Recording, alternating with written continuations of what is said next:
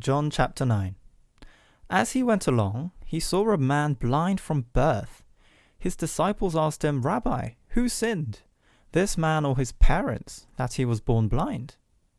"Neither this man nor his parents sinned," said Jesus, "but this happened so that the works of God might be displayed in him.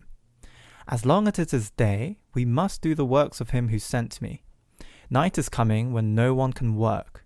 While I am in the world, I am the light of the world." After saying this, he spit on the ground, made some mud with the saliva, and put it on the man's eyes. "Go," he told him, "wash in the pool of Siloam." This word means sent. So the man went and washed, and came home seeing. His neighbors and those who had formerly seen him begging asked, "Isn't this the same man who used to sit and beg?" Some claimed that he was.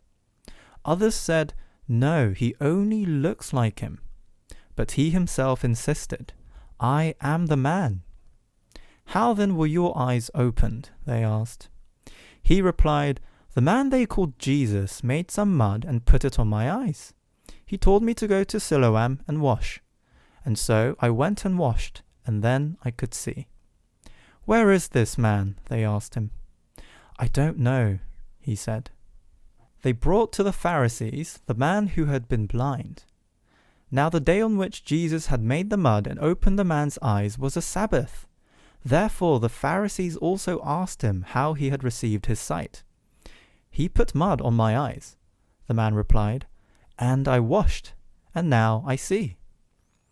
Some of the Pharisees said, "This man is not from God, for he does not keep the Sabbath." But others asked, "How can a sinner perform such signs?" So they were divided. Then they turned again to the blind man.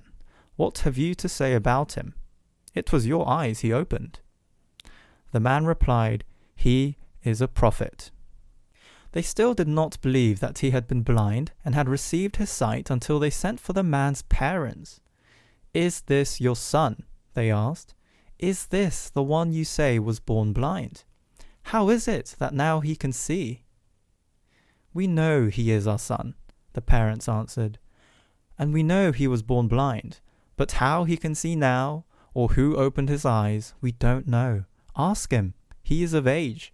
He will speak for himself."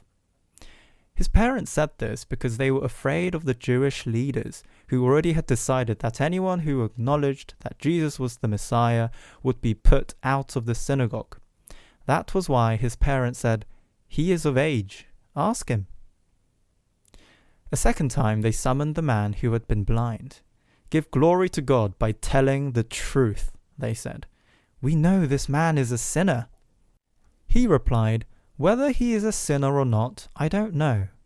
One thing I do know, I was blind, but now I see." Then they asked him, "What did he do to you? How did he open your eyes?" He answered, "I have told you already, and you did not listen. Why do you want to hear it again? Do you want to become his disciples too?" Then they hurled insults at him and said, "You are this fellow's disciple. We are disciples of Moses. We know that God spoke to Moses, but as for this fellow, we don't even know where he comes from." The man answered, "Now that is remarkable. You don't know where he comes from, yet he opened my eyes. We know that God does not listen to sinners. He listens to the godly person who does his will. Nobody has ever heard of opening the eyes of a man born blind. If this man were not from God, he could do nothing." To this they replied, "You were steeped in sin at birth. How dare you lecture us?" And they threw him out. Jesus heard that they had thrown him out, and when he found him, he said, "Do you believe in the Son of Man?" "Who is he, sir?" the man asked. "Tell me so that I may believe in him." Jesus said, "You have now seen him. In fact, he is the one speaking with you." Then the man said, "Lord, I believe," and he worshipped him. Jesus said, "For judgment I have come into this world, so that the blind will see, and those who see will become blind." Some Pharisees who were with him heard him say this and asked, "What?